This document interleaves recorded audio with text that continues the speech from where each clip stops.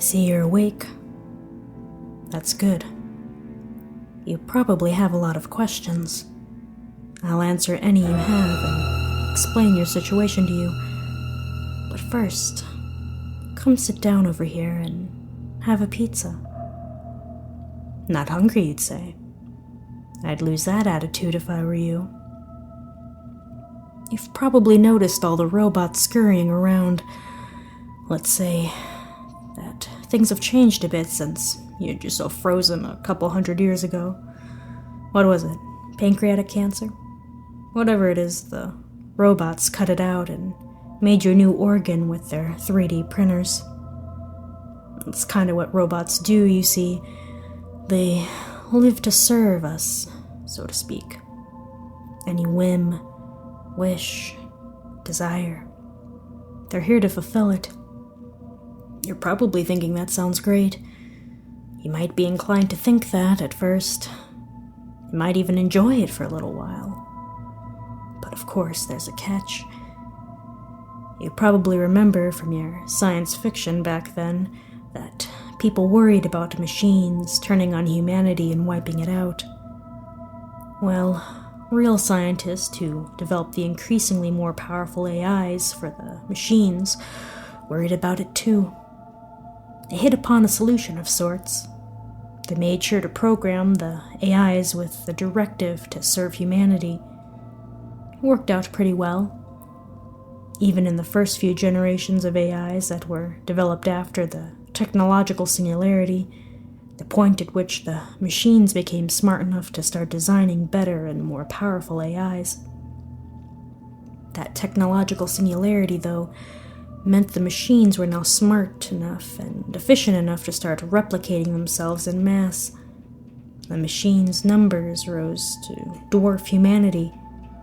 As they got smarter, they soon began to ponder philosophical questions, not just of human existence, but their own. Humans never found an answer to why we were here, but machines had been given an answer by us.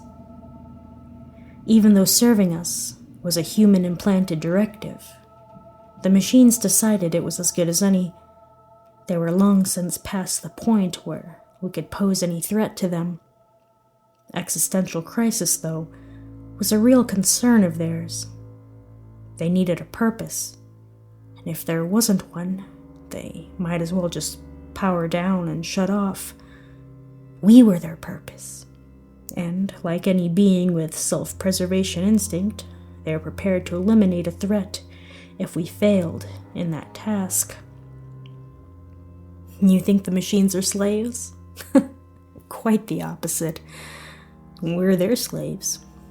They need our appetites, our whims, our desires. And if we don't produce for them, then we are obsolete. And they do away with the obsolete. Do you have any idea how hard it is to constantly come up with things for them to do for you? It's a nightmare of constantly racking your brain for something. Anything for the machines to do so that they'll just stop staring you down.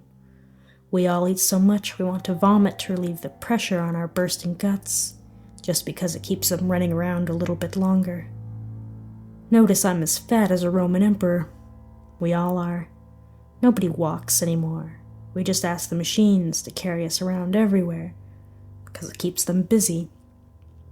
We're all stuffed and plucked and forced to indulge every little idea, no matter how small, because if we don't, they'll murder us. Me? I looked out and found an old cryogenic storage facility. I get to keep the little beasties busy by making them thaw you poor saps out one at a time.